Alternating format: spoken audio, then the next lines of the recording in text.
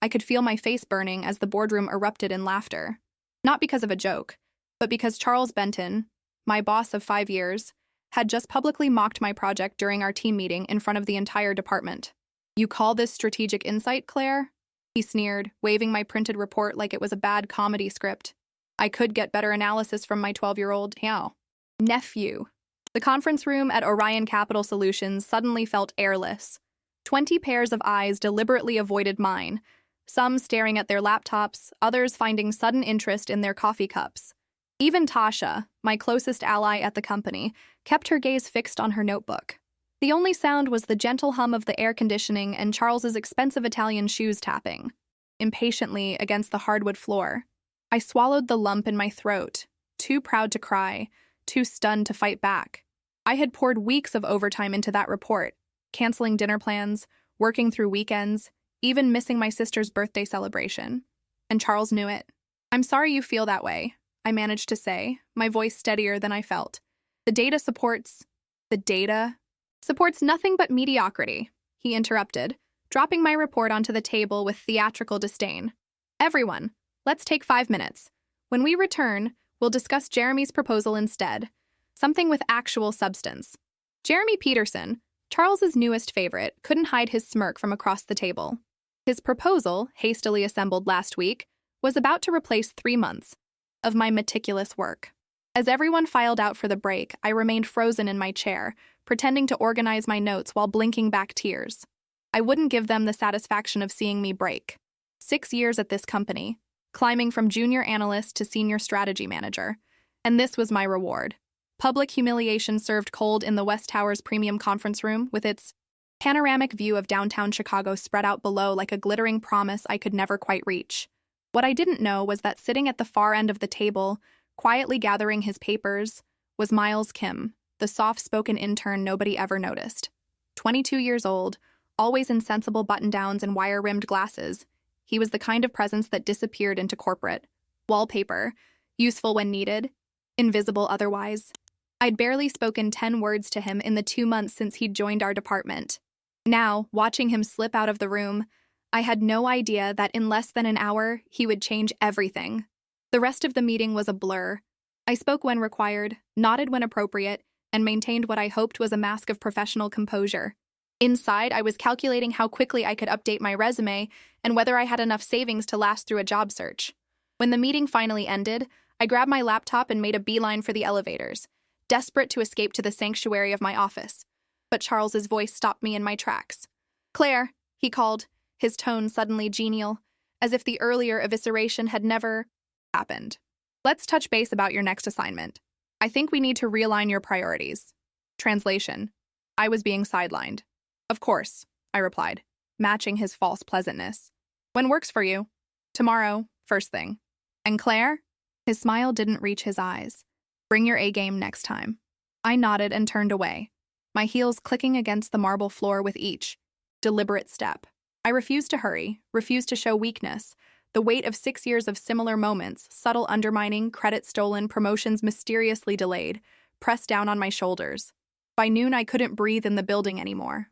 I needed air, space, anywhere that wasn't saturated with the scent of corporate politics and expensive cologne. I grabbed my purse and headed to the elevator. "Going to lunch?"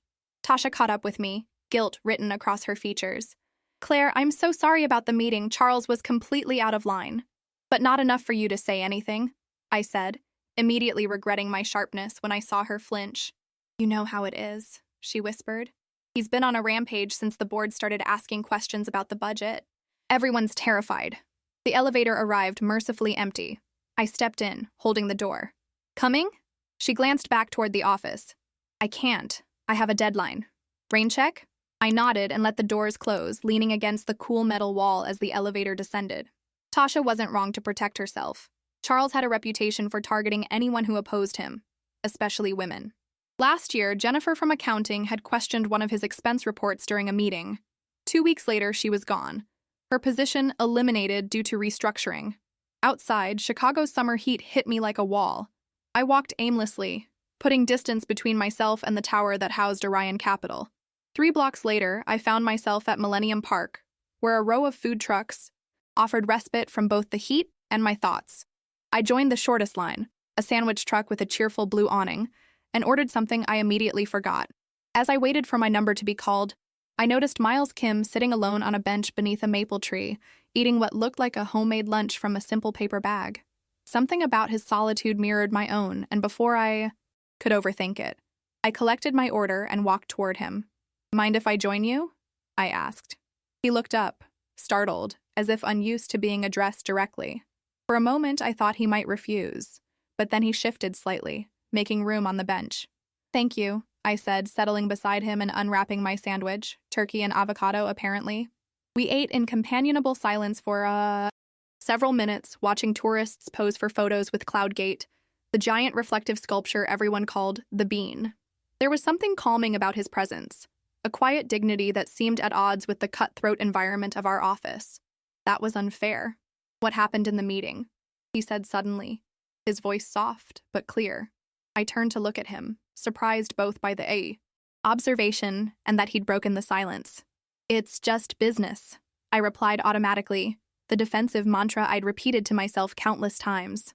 Miles shook his head slightly, his expression serious behind his glasses.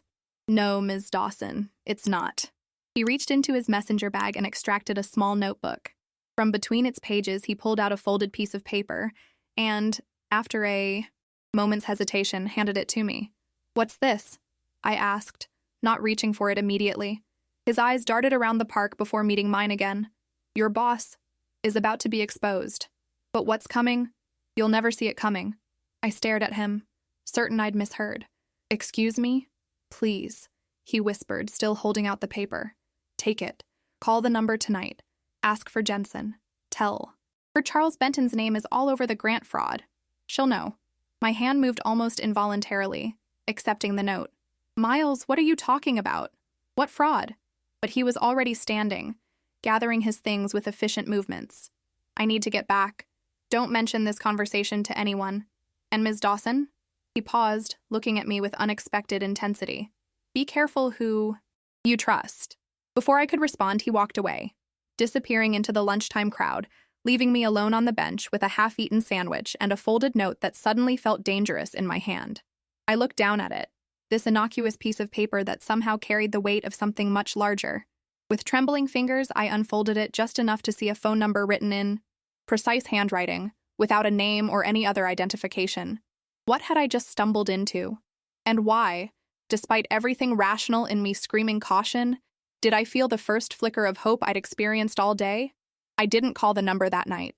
Instead, I poured myself a generous glass of Cabernet and stood by the floor-to-ceiling windows of my apartment, watching the city lights flicker to life as dusk settled over Chicago. The folded note sat on my kitchen counter, untouched since I'd placed it there after returning from work. Part of me was convinced it was a trap, some elaborate scheme orchestrated by Charles to justify firing me. It wouldn't be the first time he'd manipulated situations to eliminate threats. 3 years ago, he'd convinced the VP of operations that Marcus Williams, a brilliant analyst who'd questioned Charles's budget allocations, was leaking information to competitors. Marcus was escorted out of the building the next day. But there was something about Miles, his earnestness, the careful way he'd looked around before speaking, that felt genuine. And if there really was fraud happening at Orion Capital, wasn't I obligated to at least listen? By midnight, curiosity won out over caution.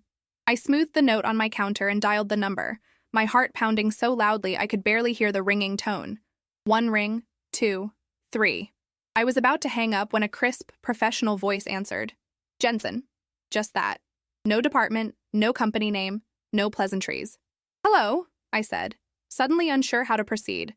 "My name is Claire Dawson. I was told to call this number and ask for Jensen regarding Charles Benton and grant fraud." The silence that followed lasted so long I thought the call had dropped. "Where are you calling from, Ms. Dawson?" The voice, female, authoritative, had acquired a new edge. "My apartment. Are you alone?" "Yes." Another pause. "Who gave you this number?" I hesitated. Would I be putting Miles at, risk? "Someone who works at Orion Capital. That's where I work too." "Miles," she said. Not a question, a confirmation. "Yes," I admitted. "Do you know him?" "We need to meet. Not over the phone." Her tone left no room for negotiation. "Tomorrow evening, 7 p.m. There's a cafe called Blackbird on West Randolph. Table at the back. Come alone and make sure you're not followed. Wait, I said quickly, before she could hang up. What is this about? Who are you exactly? Internal Risk Audit Division 3, she replied after a moment. And Ms. Dawson? This conversation never happened. The line went dead, leaving me staring at my phone, wondering if I'd just made the biggest mistake of my career, or possibly uncovered something that would explain years of Charles's suspicious behavior. Sleep eluded me that night. I tossed and turned, plagued by visions of being fired, blacklisted, unable to pay my mortgage. By morning, I'd almost convinced myself to forget the entire thing, to throw away the note, pretend the call never happened, and focus on salvaging what remained of my career. But as I dressed for work, selecting a charcoal gray suit that always made me feel more confident, I couldn't shake Miles's words. Your boss is about to be exposed. The office felt different when I arrived, or perhaps I was the one who had changed overnight. Every glance seemed suspicious, every conversation potentially loaded with hidden meaning. I found myself studying my colleagues, wondering who else might know what Miles knew. Charles was out of the office at an executive retreat, which gave me temporary reprieve. I used the breathing room to catch up on emails and prepare for our one-on-one meeting the following day, a meeting I now dreaded with new intensity. At lunchtime, I deliberately avoided the park, instead eating a salad at my desk while researching internal risk audit on my personal phone. The search yielded little beyond generic job descriptions and corporate structures. Nothing about a Division 3 or anyone named Jensen. The afternoon crawled by in a haze of spreadsheets and conference calls. By 5, I was exhausted from maintaining my professional facade, while my mind raced with questions and theories. I stayed later than usual, waiting until most of my colleagues had left before packing up my things. As I passed the intern area, I noticed Miles still at his desk, focused on his computer. Our eyes met briefly, his widened in recognition, then quickly darted away. No acknowledgement, no nod, nothing to suggest our conversation in the park had ever happened. I understood immediately. Whatever was happening, discretion was essential. Blackbird Cafe was nestled between a boutique hotel and a high-end restaurant in the West Loop, its understated exterior belying the sophisticated ambiance within. I arrived 15 minutes early, choosing a circuitous route and frequently checking behind me, feeling like a character in a spy novel rather than a corporate strategy manager. The hostess led me to a table in the back corner, partially obscured by an ornamental screen. Perfect for a clandestine meeting, which did nothing to calm my nerves. I ordered a sparkling water and waited, checking my watch every few minutes. At precisely 7 p.m., a woman approached my table. She was perhaps 50, with steel gray hair cut in a severe bob, wearing a tailored navy suit that screamed federal government. Ms. Dawson, she said, extending her hand. Elaine Jensen. Her handshake was firm, her gaze assessing. She sat down across from me, placing a slim leather briefcase on the chair beside her. Thank you for coming, she continued, her voice low. I apologize for the theatrics, but discretion is paramount in cases like these. Cases like what, exactly? I asked, leaning forward. I think I deserve to know what I'm potentially involving myself in. She studied me for a moment before nodding slightly. Fair enough. She opened her briefcase and removed a tablet, which she slid across the table to me. Take a look. The screen displayed what appeared to be internal financial documents from Orion Capital, specifically the Innovation Grant program I'd helped develop 2 years ago. The program allocated funds to promising internal projects, providing resources for teams to explore new market opportunities. As I scrolled through the files, I noticed discrepancies, budget lines that didn't match the official records, signatures that looked subtly different from my own, project codes I didn't recognize. I don't understand, I said, looking up. These are altered versions of our grant approvals. Precisely, Jensen replied. For the past 3 years, Charles Benton has been systematically diverting grant funds to a shell company called Nexus Innovations. On paper, the money goes to legitimate internal projects, but in reality, only about 40% reaches those teams. The rest, nearly $4 million so far, disappears into Nexus. I felt the blood drain from my face. That's impossible. These grants require multiple approvals, oversight from finance, quarterly reviews, all of which can be manipulated when you have the rights, access and influence, she interrupted, and when you're willing to forge signatures, including yours, Ms. Dawson. I stared at her, the implications sinking in. My signature? Are you saying Charles has been using my name to authorize fraudulent transfers? She nodded grimly. Yours and several others. Always people who trust him, who wouldn't think to verify every document he asks them to sign in. A stack of routine paperwork. The room seemed to tilt slightly. I gripped the edge of the table, remembering all the times Charles had presented me with urgent documents that needed immediate signatures. Always when I was rushing to meetings or deadlines. Always with his assurance that they were standard approvals. Who are you, really? I asked, my voice barely above a whisper. You're not. Just internal audit. I'm with the FBI's Financial Crimes Division, she admitted. We've been investigating Orion Capital for 8 months, following a tip from a former employee who noticed accounting irregularities. But Charles is careful. We needed someone on the inside with direct access to him and the grant program. Miles, I said, understanding dawning. He's working with you. Miles Kim is my nephew, Jensen said, a hint of pride crossing her features. He applied for the internship legitimately, but we knew his placement in your department would give us valuable intelligence. What we didn't anticipate was Charles's increasingly reckless behavior or that he would target you so openly. I took a sip of water, trying to process everything. Why are you telling me this? What do you want from me? We need your help, Ms. Dawson, Jensen said simply. Charles trusts you, despite his treatment of you. You have access to documents and systems that Miles doesn't. With your assistance, we can build an airtight case. And if I refuse, then we continue our investigation through other channels. Her expression softened slightly. But I should warn you, Charles seems to be covering his tracks more aggressively lately. He's been transferring blame to subordinates, creating paper trails that implicate others, including you. My stomach twisted. He's setting me up to take the fall. It appears that way, Jensen confirmed. The question is, what are you going to do about it? I stared at the altered documents on the tablet, seeing years of my hard work and integrity, potentially destroyed by a man who'd been undermining me from the beginning. Anger, pure and clarifying, cut through my fear. What do you need me to do? I asked. For the first time, Jensen smiled. That's what Miles said you'd say. She removed a small device from her briefcase, a secured flash drive. First, we need copies of the original grant documents from the past 3 years. Then we need to track exactly how Charles is moving the money. It will be dangerous. If he suspects anything, he won't hesitate to destroy you professionally. He's already trying, I said, taking the drive. At least now I know why. As we finalized the details of our arrangement, I felt a strange sense of calm replace my earlier panic. For years, I'd sensed something wasn't right with Charles. The way projects mysteriously lost funding, how certain vendors were pushed through without proper vetting, his obsessive protection of his special projects budget. Now, as I left the cafe with a secured flash drive in my purse and a new purpose in my step, I realized that Miles's cryptic warning had been right. What was coming? I never could have seen it coming. But neither could Charles. The next morning, I arrived at the office earlier than usual, my mind clear despite barely sleeping. The secured flash drive felt like a live grenade in my purse, powerful, dangerous, and impossible to ignore. I had 40 minutes before most of the staff arrived, just enough time for my first covert operation. Jensen had explained that the flash drive contained specialized software that would create perfect copies of files without leaving digital fingerprints. All I needed was access to the secure server where the original grant documents were stored.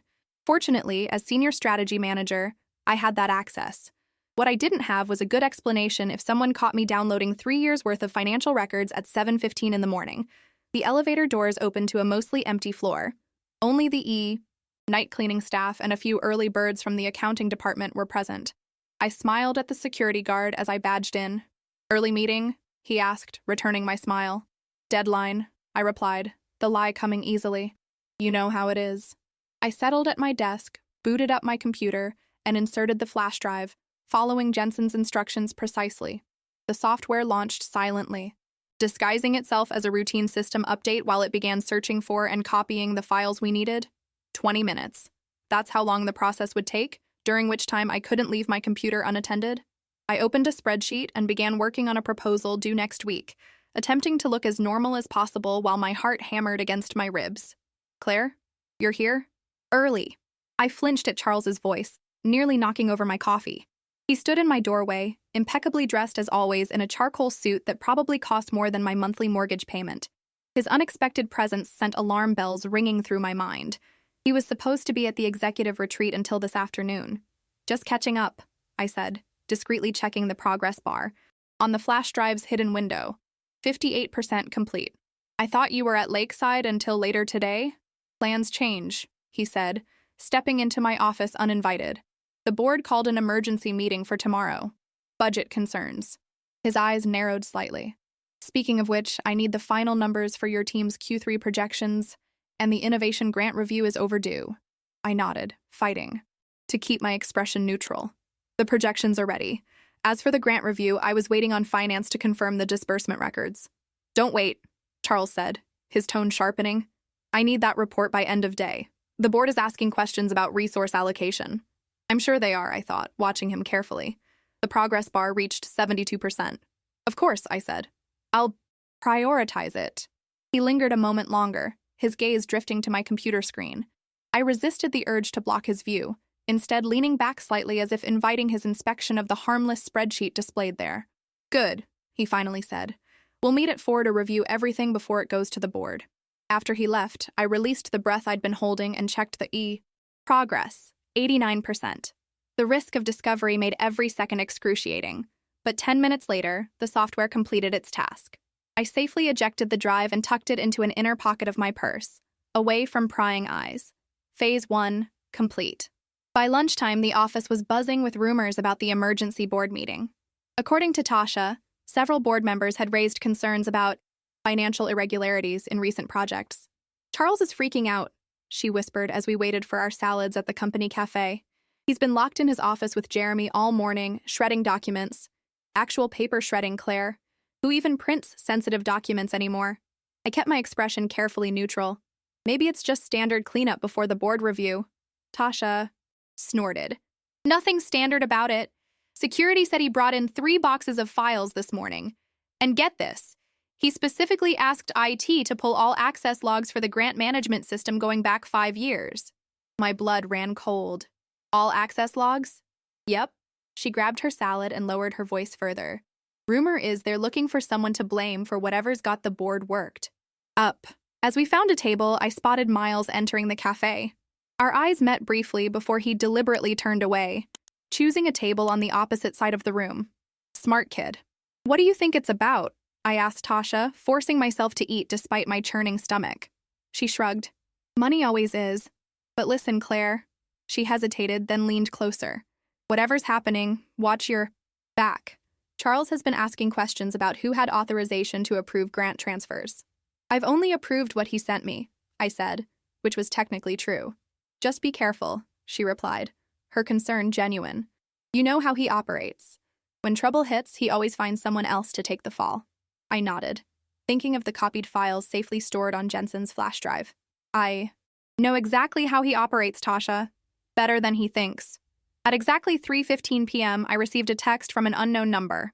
Computer security audit starting at 4. Delay your meeting. Urgent. I stared at my phone, understanding immediately. If Charles's meeting with me went ahead as scheduled, IT would begin their audit while I was away from my computer, giving them unfettered access to check my activities, including potentially traces of the file copying I'd done that morning. I needed to reschedule. Fast. I dialed Charles's extension, rehearsing my excuse. To my relief, his assistant answered instead. Lauren, hi. It's Claire Dawson. I need to reschedule my 4 o'clock with Charles. Finance just called an urgent meeting about the grant disbursement records, the very ones he needs for the board presentation. He won't be happy, Lauren warned. He specifically blocked this time for your review. I know, and I'm sorry, but without these numbers, the review would be incomplete anyway. Please tell him I'll have everything ready first thing tomorrow morning, well before the board meeting. After a tense moment, Lauren agreed to relay the message. I thanked her and hung up, immediately texting Tasha to confirm the urgent finance meeting story if anyone asked. At 3:55 p.m., right on cue, 2 IT technicians appeared at my door. Ms. Dawson, we're conducting a security audit of all senior management computers. It should take about an hour. I smiled and gestured to my desk. Perfect timing. I was just about to get coffee. Take all the time you need.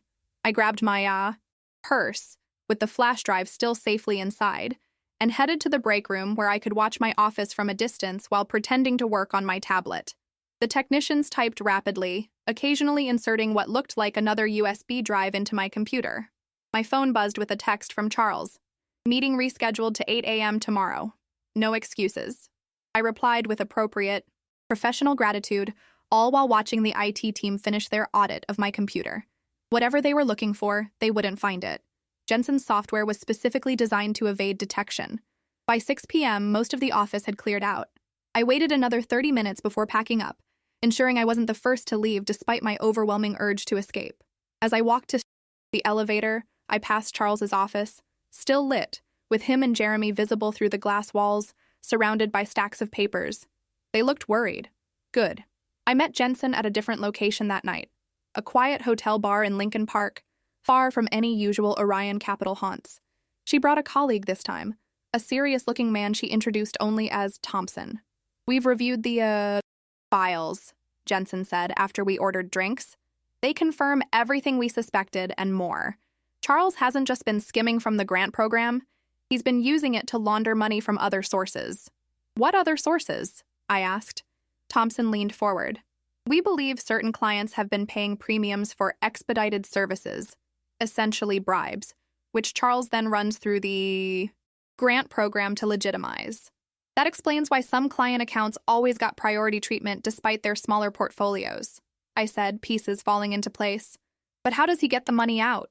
Jensen pulled out her tablet and showed me a complex diagram of shell companies and transactions. Nexus Innovations is owned by Horizon Partners, which is controlled by a trust managed by this man. She pointed to a photo of a middle-aged man I'd never seen before. Martin Reeves, Charles's former brother-in-law. I stared at the elaborate scheme, equal parts impressed and appalled by its sophistication. How much are we talking about? Conservative estimate? $8 million over the past 4 years, Thompson said. But we need to move quickly. Based on recent activity, Charles knows. Something's coming. He's accelerating transfers and destroying records. And setting up scapegoats, Jensen added, her eyes meeting mine. We've intercepted emails discussing how certain authorizations appear questionable. Your name features prominently. My stomach dropped. He's planning to blame me. Not if we move first, Thompson said firmly. But we need more. Specifically, we need access to his secure email archives. That's where the explicit instructions to Reeves would be documented. I shook my head. I don't have that kind of access. No one does except Charles and maybe IT administration. Jensen and Thompson exchanged glances. There is one way, she said carefully. But it's risky. Very risky. As they outlined their plan, I felt a mix of terror and determination wash over me. What they were suggesting wasn't just dangerous to my career. It could have legal implications if anything went wrong. You'd have full immunity, Thompson assured me, reading my expression. Documented and guaranteed. I took a deep breath, thinking about 6 years of working under Charles's thumb. 6 years of watching him take credit for others' work, manipulate systems, destroy careers when it suited him. 6 years of diminishing my own worth to accommodate his ego. When do we start? I asked. Claire, did you authorize these transfers? Charles's voice was dangerously quiet as he slid a stack of papers across the conference table toward me. It was 8:07 a.m., and our rescheduled meeting had taken an immediate confrontational turn. Instead of reviewing the board presentation as planned, Charles had ambushed me with printouts of grant authorizations, all bearing my digital signature. I examined the documents carefully, exactly as Jensen had coached me. These are the standard quarterly disbursements for the Innovation Grant Program, I said, keeping my voice steady. I approve these every quarter based on the applications you select. Charles leaned forward, his expression hardening. Look at the disbursement amounts, Claire. They don't match the approved applications. I frowned, pretending to study the numbers more closely. You're right. These figures are higher than what the project teams requested. I looked up, my confusion genuine despite my rehearsed response. I don't understand. I signed the approval forms you sent me, but these numbers are different. Exactly, Charles said, his tone softening into false concern. Someone has been altering the disbursement amounts after approval. The board discovered the discrepancies during their audit. They're launching a formal investigation. I stared at him, momentarily speechless at his audacity. He was executing his plan perfectly, laying the groundwork to frame me for his crimes. That's disturbing. I managed. Who would have access to make those changes? That's what we need to determine, he replied smoothly. Unfortunately, the system logs show the changes were made using your credentials. There it was. The trap. sprung exactly as Jensen had predicted. That's impossible, I said, genuine alarm in my voice. I never accessed the system after approving the initial documents. You know that, Charles. He spread his hands in a gesture of helplessness. The logs don't lie, Claire. Either you made these changes or someone used your access. Either way, as the authorizing manager, you're responsible. I let myself pale slightly, allowing him to see my fear. All part of the performance. The board meeting is at 11, he continued. They'll want explanations. In the meantime, IT has, temporarily suspended your system privileges while they investigate further. Standard protocol. You can't seriously think I had anything to do with this, I said, injecting just the right amount of desperation into my voice. Charles, we've worked together for 6 years. You know me. Something like regret flickered across his features. So brief, I almost missed it. What I know is that the evidence points to irregularities under your authorization. I'm trying to help you, Claire. If someone else accessed your account, we need to prove it before the board meeting. I nodded slowly, playing my role. What do you suggest? Check your emails, calendar, any documentation that might show you weren't at your computer when these changes were made. I'll do what I can to buy you time, but the board is demanding accountability. Thank you, I said quietly. I appreciate any support you can provide. He nodded and stood, gathering his papers. I need to prepare for the meeting. Use my office if you want privacy. Your system access should still work for email, just not financial systems. After he left, I remained seated, counting slowly to 30 before pulling out my phone and sending a single text. Trap set. He took the bait. The response came immediately. Proceed to phase 2. Charles's office was exactly what you'd expect from a man of his position and ego. Corner location, floor-to-ceiling windows, expensive minimalist furniture, and strategic photos of him with various executives and politicians. I settled at his desk, ostensibly to review my emails on his larger monitor while he attended a pre-board briefing. What I was actually doing was inserting a second specialized flash drive, this one containing software that would grant Jensen's team remote access to Charles's secure email archive. The program would run silently in the background, creating a secure tunnel through Orion Capital's formidable firewalls. I had exactly 7 minutes while the software installed itself, 7 minutes during which discovery would mean not just termination, but potential criminal charges for corporate espionage. My hands trembled slightly as I typed, following the precise instructions Jensen had given me. As the installation progressed, I simultaneously searched my own emails for the evidence Charles had suggested, maintaining my cover story in case anyone checked the system logs later. The flash drive's progress bar crept forward agonizingly slowly. 68%, 72%, 75%. A noise at the door made me freeze. Lauren, Charles's assistant, appeared with a stack of folders. Sorry to interrupt, she said, placing them on the credenza. Charles asked me to bring you these previous grant authorizations for comparison. Thanks, Lauren, I replied, hoping my voice sounded normal despite my racing heart. The progress bar showed 83%. She lingered, glancing around the office. Can I get you anything? Coffee? I'm fine, thank you. I smiled, trying to appear focused on the monitor rather than the hidden installation happening behind it. After what felt like eternity, she nodded and left. I exhaled slowly, checking the progress. 91%. Just a little longer. My phone buzzed with a text from Tasha. Board members arriving early. Charles heading back now. My pulse spiked. The installation was at 97%, but I needed to complete the final configuration steps once it finished. Charles couldn't find me at his computer during those critical moments. 98%, 99%, 100%.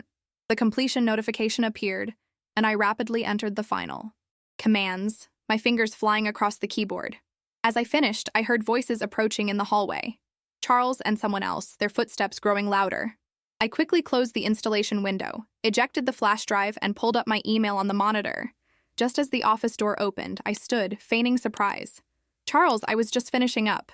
Thank you for letting me use your office. He paused in the doorway, Jeremy at his side, his eyes narrowing slightly as they swept across his desk. Find anything useful? I shook my head, gathering my things. Nothing conclusive yet. I'll keep looking. As I moved toward the door, Charles stopped me with a light touch on my arm. The board chairman wants to speak with you before the meeting. Conference room B, 15 minutes. I nodded, my expression appropriately somber. I'll be there. Walking back to my office, I could feel Jeremy's eyes boring into my back. He'd always been Charles's most loyal lieutenant, eager to step into any position that opened up, including, potentially, mine. I wondered how much he knew about the fraud scheme, whether he was complicit or merely a useful tool. Once safely in my office, I sent another text. Package delivered. The response was immediate. Received. Stand by. Now came the hardest part, waiting, while maintaining the appearance of a woman desperately trying to prove her innocence before her career imploded. Conference room B was smaller than our main boardroom, designed for private discussions rather than presentations. When I arrived, 2 men were already seated. Harold Winters, the board chairman, and a stern-looking woman I recognized as Elizabeth Carver, head of legal. "Ms. Dawson," Winters said, gesturing to a chair. "Please, sit down." My throat went dry as I took the offered seat. This wasn't part of Jensen's plan, or if it was, she hadn't shared it with me. "Mr. Benton has brought some concerning issues to our attention," Winters continued, his expression unreadable. "Before we proceed with the formal board meeting, we wanted to give you an opportunity to explain your side." I met his gaze steadily. "I appreciate that, sir. Though I'm still trying to understand exactly what's happened. The disbursement amounts were altered after I signed the approvals. I had no knowledge of the changes." Carver leaned forward. "The system logs show the changes were made using your credentials from your computer during regular business hours. Are you suggesting someone else accessed your computer?" "I don't know," I said honestly. "But I did not authorize those altered amounts, and I did not make those changes." Winters and Carver exchanged glances. "That's a serious allegation, Ms. Dawson," he said carefully. "If what you're saying is true, someone with advanced system access has been manipulating financial records using your identity." I nodded, allowing my genuine frustration to show. "I've dedicated 6 years to this company. My record is impeccable. I would never jeopardize that by falsifying financial documents." Carver pulled out a file. "Your performance reviews have indeed been excellent, which makes these discrepancies all the more puzzling." My phone vibrated in my pocket. Once, twice, 3 times in rapid succession. The emergency signal from Jensen. "Excuse me," I said, "but may I use the restroom before we continue? I'm feeling a bit overwhelmed." Winters nodded. "Of course. We'll resume in 5 minutes." In the privacy of the bathroom stall, I checked my phone to find a single message from Jensen. "Get out now. Charles. Knows. Security has been instructed to detain you. Meet at extraction point B immediately." My heart pounded as I processed the implications. Something had gone terribly wrong. The plan had been discovered. I had minutes, perhaps seconds, before security came looking for me. I took a deep breath, straightened my jacket, and walked calmly out of the bathroom, then turned away from conference room B and headed straight for the emergency stairwell at the opposite end of the floor. The emergency stairwell was eerily quiet compared to the tense atmosphere of the executive floor. I took the stairs 2 at a time, my heels clicking against concrete, each sound echoing off the bare walls. My mind raced faster than my feet. If Charles had discovered our plan, how much did he know? Was Miles safe? Had Jensen been compromised? Extraction Point B was Jensen's code for a coffee shop 3 blocks from the office, chosen specifically because it wasn't on any of my regular routes and would be unlikely to appear in my digital footprint. I needed to get there without being followed or intercepted by Orion Capital security. As I reached the lobby level, I paused, catching my breath and composing myself. Walking out the front entrance would be suicide. Security would be watching all main exits. Instead, I pushed through a service door that led to the loading dock, an area I'd familiarized myself with during Jensen's meticulous planning sessions. The morning air hit me like a splash of cold water as I stepped outside. Delivery trucks were lined up for their daily drop-offs, creating perfect cover as I slipped between vehicles, keeping my head down. I removed my blazer and flipped it inside out, revealing its more subdued gray lining instead of the distinctive navy exterior. My heart hammered against my ribs as I walked briskly away from the building, fighting the urge to run. 3 blocks east, 2 blocks north. Don't look back. Don't check your phone. Don't call anyone. Jensen's instructions played on repeat in my mind. I reached the coffee shop, Bridgeport Brews, precisely 12 minutes after leaving Orion Capital. Through the window, I could see Jensen sitting at a corner table, looking completely different from our previous meetings. Gone was the severe bob and tailored suit, replaced by casual clothing and a baseball cap.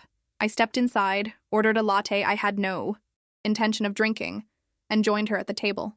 "What happened?" I asked without preamble, keeping my voice low. Security breach, she replied, her expression grim. Not on our end. On theirs. Charles brought in external cybersecurity this morning. They detected our access attempts and traced them back to your credentials. My blood ran cold. Miles? Safe. We pulled him out an hour ago. But your position is compromised beyond recovery. She slid a manila envelope across the table. New phone. Prepaid. Your old one is likely being tracked. Leave it here. I hesitated, staring at my smartphone, my lifeline to everything, contacts, photos, accounts. Abandoning it felt like severing a limb. Now, Claire, Jensen insisted, every minute counts. I placed my phone under the table out of sight of security cameras and took the new one. What about the evidence? I asked. Did we get what we needed before they detected us? A ghost of a smile crossed her face. We got more than enough. The software completed its work before they discovered the breach. Charles's emails confirm everything. Explicit instructions to Reeves about fund transfers, communications with clients about special handling fees, even discussions about which employees to frame if questions arose. Relief washed over me. So it's over? You have what you need to arrest him? Not quite, she said, checking her watch. There's a complication. Charles has connections in the U.S. Attorney's Office, political ties that could potentially interfere with prosecution. We need ironclad evidence and testimony that can withstand intense scrutiny. I'll testify, I said immediately. You have my written statements, the documents I provided. It might not be enough, Jensen interrupted. Charles is claiming you're the mastermind, that you orchestrated the entire scheme and he only recently discovered it. He's framing you as a disgruntled employee seeking revenge after being passed over for promotion. The audacity of his lie left me momentarily speechless. After all these years of undermining me, he was now using my competence against me, painting me as clever enough to orchestrate a multi-million-dollar fraud. That's absurd, I finally managed. The evidence will be challenged as circumstantial or manipulated. Your testimony against his, without corroboration from someone else inside the operation, it becomes a credibility contest. Miles is an intern with limited access, valuable but not decisive. We need someone at the executive level who can confirm Charles's direct involvement. Realization dawned. Jeremy Peterson. Jensen nodded. Charles's right-hand man. He's been in those meetings, seen the documents, probably executed some of the transfers himself. If we can flip him? He's completely loyal to Charles, I argued. He's been groomed as the heir apparent. Everyone has pressure points, Jensen replied, sliding a folder toward me. Peterson has a weakness, one Charles exploited to ensure his loyalty. I opened the folder to find photos of Jeremy with another man, intimate photos, along with financial records showing regular payments to a shell company. Charles has been blackmailing him, I asked, though the evidence was clear. Peterson comes from a conservative family with significant wealth.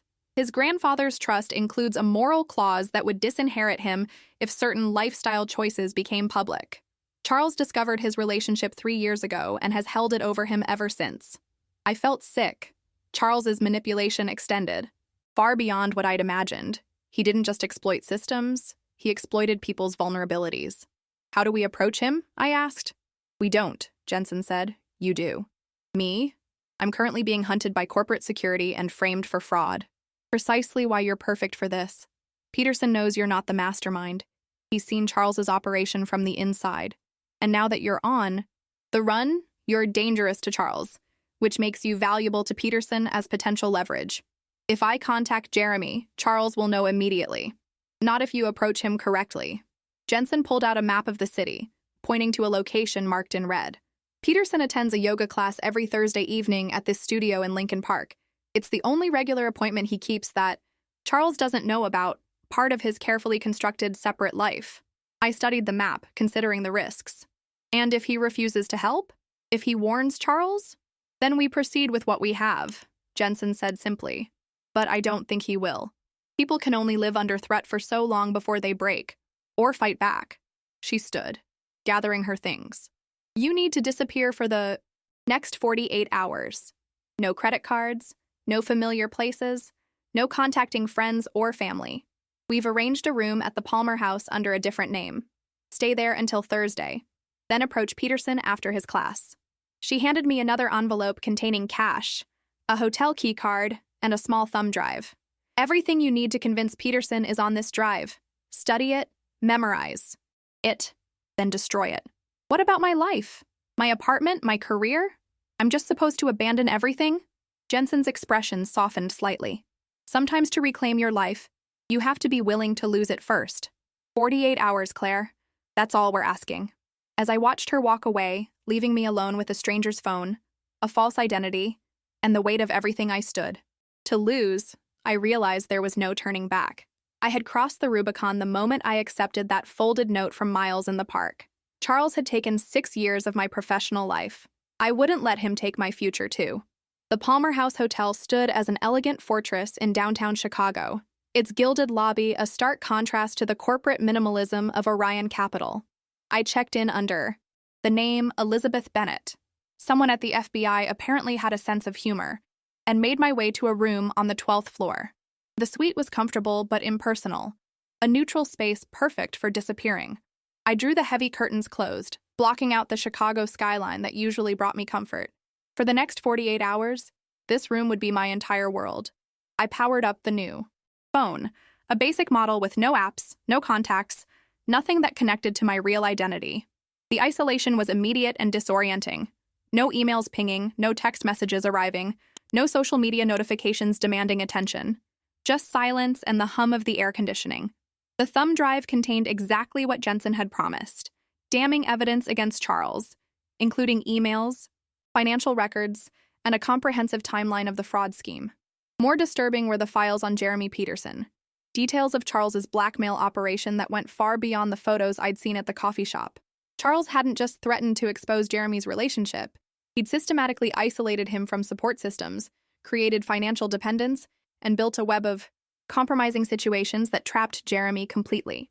The psychological manipulation was textbook abuser behavior, disguised as mentorship and opportunity. The final file was labeled simply Claire Dawson. I hesitated before opening it, unsure what to expect. Inside was a complete dossier on me. My educational background, financial records, performance evaluations, even psychological assessments. From Orion Capital's HR department. Notes in the margins, clearly written by Charles, outlined vulnerabilities to exploit. Seeks validation through work achievement. Avoids conflict. Strong loyalty to institution despite mistreatment. He had studied me like a specimen, identifying pressure points and weaknesses to maintain control. Reading his clinical dissection of my personality made me feel violated in a way that transcended professional boundaries.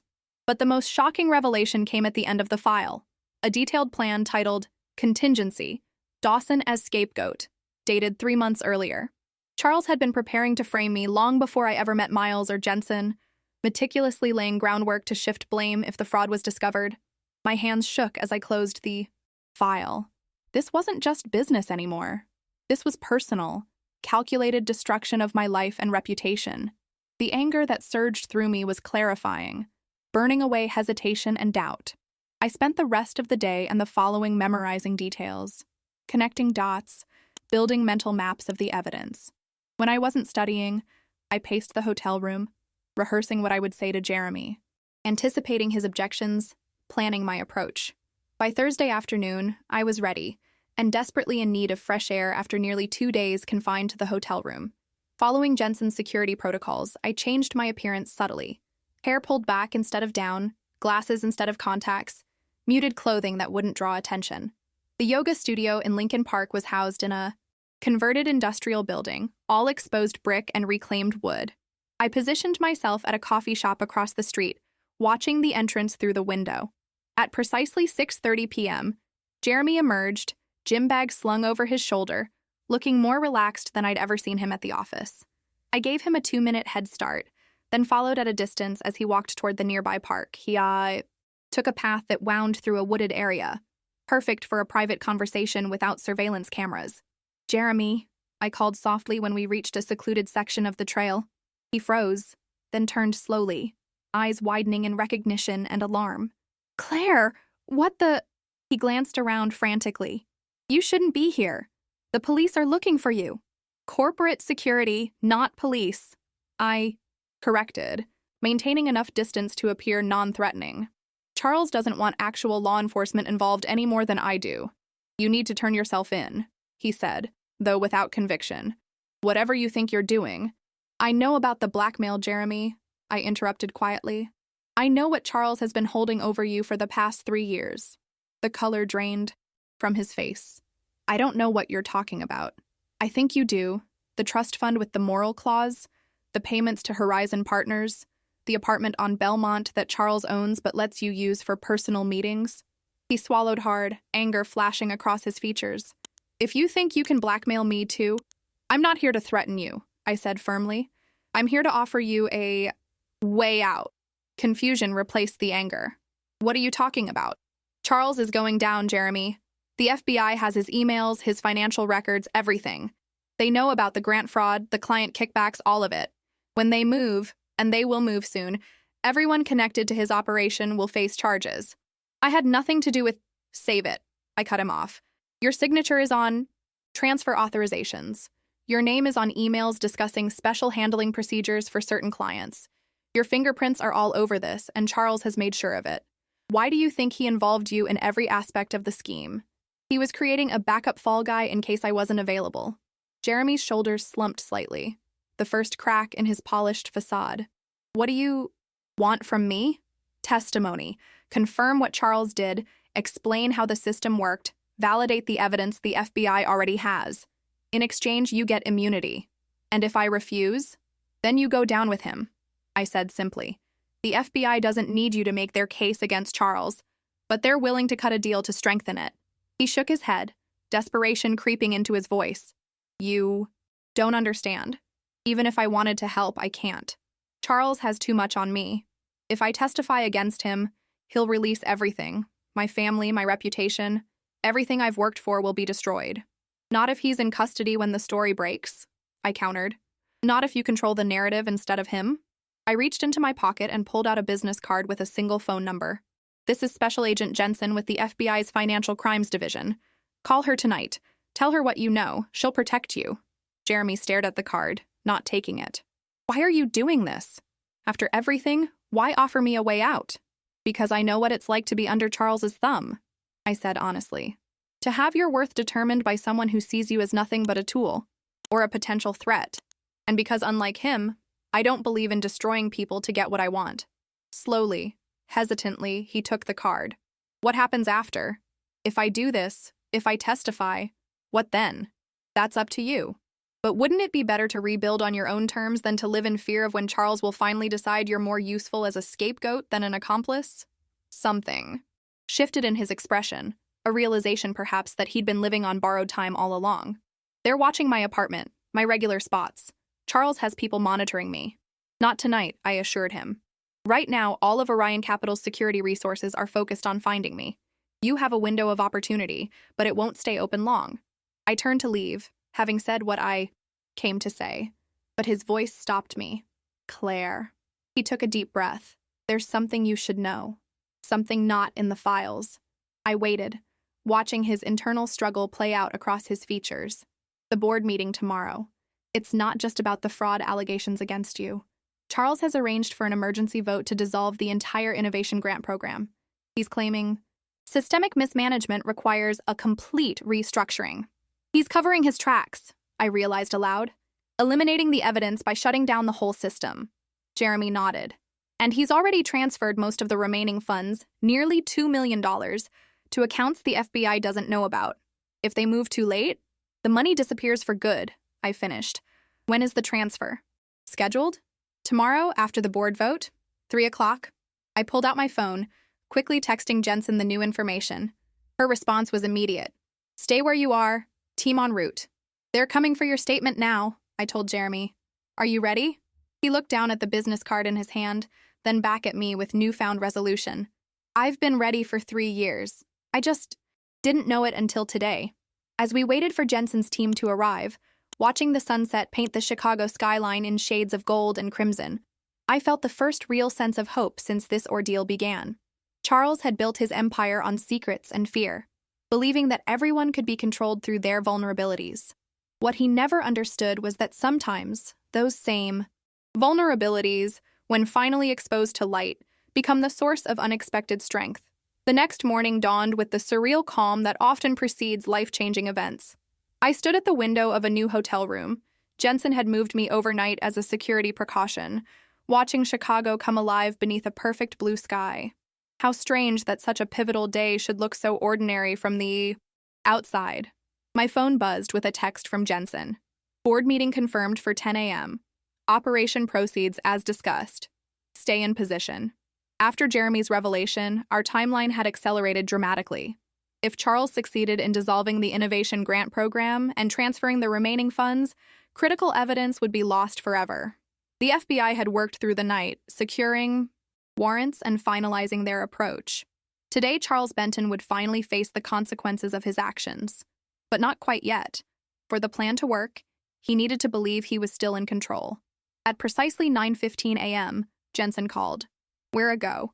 Jeremy delivered everything we needed and more. The U.S. attorney has approved all charges. And my role? I asked, already knowing the answer, but needing to hear it confirmed. Exactly as we discussed. Our team is in position at Orion Capital. The board members have been quietly briefed. Only the chairman and 2 senior directors. Enough to ensure the meeting proceeds without alerting Charles. Are you ready? I thought of 6 years of diminishment, of opportunities stolen, of Charles's smug certainty that I could be controlled through my own integrity and work ethic. More than ready. Remember, timing is everything. Not a minute before 10:30. After disconnecting, I dressed carefully in my most professional outfit. A charcoal gray suit I'd purchased with my first executive bonus, symbolic armor for the battle ahead. I applied my makeup with precision, styled my hair impeccably, and put on the pearl earrings my father had given me when I graduated from business school. For when you need to remember who you are, he'd said. Today, I needed that reminder more than ever. Orion Capital's lobby was bustling with its usual morning activity when I walked through the front doors at exactly 10:25 a.m. The security guard at the desk did a double take, his hand moving toward his phone. Ms. Dawson, we have orders to detain me. No, I said calmly, stopping before his desk. That won't be necessary. I'm here for the board meeting. His confusion was evident as he glanced between me and his security protocols. Ma'am, I have explicit instructions. From Charles Benton, yes, but I believe the board outranks him and they're expecting me. I placed a business card on his desk, Special Agent Jensen's, and added, as are these people. The elevator doors opened behind me, revealing Jensen and 2 other agents in professional attire, badges discreetly visible at their waists. She's with us, Jensen confirmed, her tone brooking no argument. Board meeting, 15th floor. The security guard's eyes widened as understanding dawned. He nodded once, making no move to stop us as we entered the elevator. Right on. Time, Jensen murmured as the doors closed. Charles began his presentation 5 minutes ago. According to our inside feed, he's currently explaining how you manipulated the grant system and embezzled funds. I smiled faintly. Perfect. The executive floor was eerily quiet as we approached the boardroom. Through the glass walls, I could see Charles standing at the head of the table, projecting confidence as he gestured to figures displayed on the large screen behind him.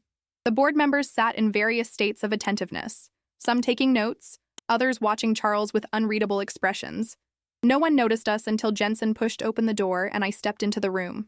Charles froze mid-sentence, his practiced charm giving way to momentary shock before he recovered. Claire, he said, his tone a masterpiece of concerned disappointment.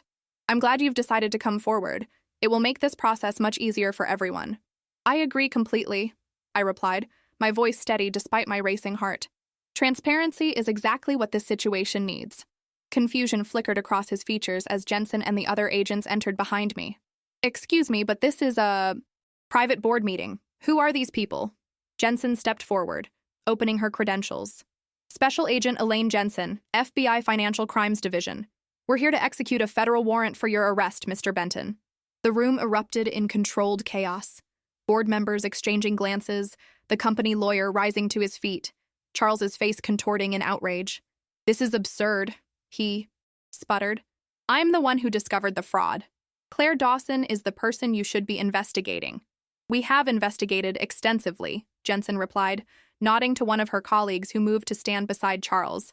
We have documentation of your systematic embezzlement from the Innovation Grant Program, your coercion of employees including Jeremy Peterson, and your attempts to frame Ms. Dawson, when discovery became imminent.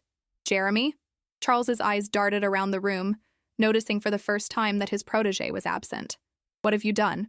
This last question was directed at me, naked hatred replacing his professional veneer. I didn't do anything, Charles, I said calmly. I simply stopped covering for you. Jensen continued, her voice measured and authoritative. Charles Benton, you are under arrest for wire fraud, money laundering, embezzlement, and witness tampering. You have the right to remain silent. As she recited the Miranda warning, I watched the reality of his situation settle over Charles. His shoulders slumped incrementally, the imperceptible deflation of a man who suddenly realizes he's lost everything. When the agents led him toward the door, he paused beside me. You'll regret this, he whispered, low enough that only I could hear. When this is over, you'll have nothing. I met his gaze directly, no longer intimidated by his threats. I already had nothing, Charles. You made sure of that. The difference is, now I can rebuild without you undermining every step. The board chairman, Harold Winters, stood as Charles was escorted from the room. Ms. Dawson, I believe we owe you an apology and our gratitude. Would you be willing to explain exactly what has been happening at our company? For the next hour, I walked the board through everything. The fraudulent grant allocations, the forged signatures, the careful manipulation of internal systems. I showed them the evidence Jensen had compiled, including Jeremy's sworn statement detailing how Charles had orchestrated the entire scheme and coerced his participation. And the remaining funds? One director asked. Charles mentioned a significant transfer scheduled for today. Frozen, I assured them. The FBI has secured all accounts connected to the fraud. The legitimate grant recipients will receive their full funding, and the misappropriated amounts will be recovered through legal channels. As the meeting concluded, Winters approached me privately. We'll need to appoint an interim head of strategy while we conduct a thorough review of the department.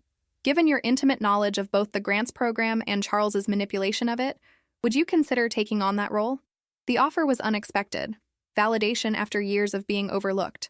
But something about returning to business as usual felt insufficient after everything that had happened. I appreciate the offer, I said carefully. But I think Orion Capital needs more than just new leadership. It needs structural change to prevent something like this from happening again. What are you suggesting? Give me 2 weeks to develop a comprehensive proposal for restructuring the governance of financial programs. Not just strategy, but ethics and oversight as well. A system of checks and balances that protects both the company and its employees. Winters studied me thoughtfully, then nodded. 2 weeks. I look forward to seeing what you propose. As I left the boardroom, I felt lighter than I had in years. Not because justice had been served, but because for the first time, in my career at Orion Capital, I was being valued for exactly the qualities Charles had tried to suppress. My integrity, my attention to detail, and my unwillingness to compromise ethical standards for expedience. The very traits he had exploited to control me were now my greatest strengths. 6 months later, I stood in the new Innovation Center on the 7th floor of Orion Capital, watching as employees from across the company filtered in for the official launch ceremony. The space was unrecognizable from its former incarnation as a traditional corporate department. Walls had been removed to create an open, collaborative environment.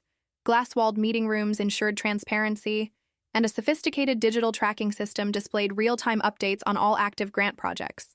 Quite a transformation, said a voice beside me. I turned to find Miles Kim, no longer the quiet intern, but now a confident junior analyst in the newly established Ethics and Compliance Division. In more ways than one, I agreed, smiling. How's your aunt? Thriving. The Charles Benton case made her career. She's heading the new corporate fraud task force now. After Charles's arrest, the full extent of his crimes had become public, not just the embezzlement at Orion Capital, but similar schemes at 2 previous companies. The case had sparked regulatory changes across the financial industry, with Jensen leading much of the reform effort. And you? I asked. No regrets about staying here instead of joining her team? Miles shook his head. This is where the real work happens, preventing fraud, before it starts, rather than catching it after the damage is done. His words echoed the philosophy behind the changes I'd implemented at Orion Capital over the past 6 months. My 2-week proposal had evolved into a comprehensive restructuring of the company's financial governance, creating new checks and balances, transparent reporting mechanisms, and robust whistleblower protections. To my surprise, the board had not only approved my recommendations, but had created a new executive position to oversee their implementation, Chief Ethics and Governance Officer, and offered me the role. The ceremony began with remarks from Harold Winters, who had become a champion for corporate accountability in the wake of the scandal. As he introduced me, I scanned the audience, noting familiar faces, who had weathered the storm alongside me. Tasha sat in the front row, now heading a team focused on ethical investment strategies. Jeremy was absent. He had received immunity for his testimony, but had chosen to leave Orion Capital, starting fresh at a smaller firm where he could rebuild his career on more honest foundations. We still met occasionally for coffee, two survivors of Charles's manipulation finding unexpected common ground in our recovery. When it was my turn to speak, I approached the podium with the quiet confidence that had replaced my former desperate need for validation. 6 months ago, Orion Capital faced a crisis that threatened not just our financial stability, but our very identity as an organization, I began. We discovered that systems designed to foster innovation had been corrupted to serve individual greed. That trust had been weaponized against those who gave it freely. That silence had become both a shield for wrongdoing and a prison for those who recognized it. I paused, making eye contact with different members of the audience. Today, we launch not just a new innovation center, but a new approach to how we conduct business, one founded on the principle that integrity isn't a liability to be exploited, but our greatest asset to be protected. That transparency doesn't undermine success, it ensures it. That ethical behavior isn't just about following rules, but about creating an environment where everyone feels empowered to question, to challenge, and to improve. As I continued outlining the specific changes and initiatives, I felt a profound sense of purpose that had been missing during my years under Charles's management. The wounds he had inflicted, both professional and personal, were healing, transformed into wisdom that now guided my leadership. After the ceremony, as employees explored the new center and celebrated with champagne and canapes, I stepped away briefly to my office, a glass-walled space that symbolized my commitment to transparency. On my desk sat a small framed note, the very one Miles had handed me in the park that day that seemed like a lifetime ago. A soft knock at my door interrupted my reflection. Lauren, Charles's former assistant and now a valued member of my team, stood in the doorway. Sorry to interrupt, but there's a call you might want to take. Line 3. During the launch party? It must be important. She hesitated. It's from the Federal Correctional Institution in Oxford. Charles Benton. My breath caught. In the months since his arrest, Charles had maintained his innocence despite overwhelming evidence, refusing plea deals and insisting on a trial that had ultimately confirmed his guilt on all charges. He had been sentenced to 12 years in federal prison 2 months ago. I hadn't heard from him since. Did he say what he wants? No, just that it's urgent. I considered ignoring the call, continuing with the celebration, focusing on the future rather than the past. But something in me needed closure, a final conversation to fully release the hold he had once had on my life. I'll take it, I decided. Give me a moment. When Lauren left, I picked up the phone, bracing myself. This is Claire Dawson. Claire. His voice was thinner than I remembered, stripped of its former authority. Thank you for taking my call. What do you want, Charles? I kept my tone neutral, professional. I saw the article in the Wall Street Journal about the Innovation Center launch. Quite an achievement.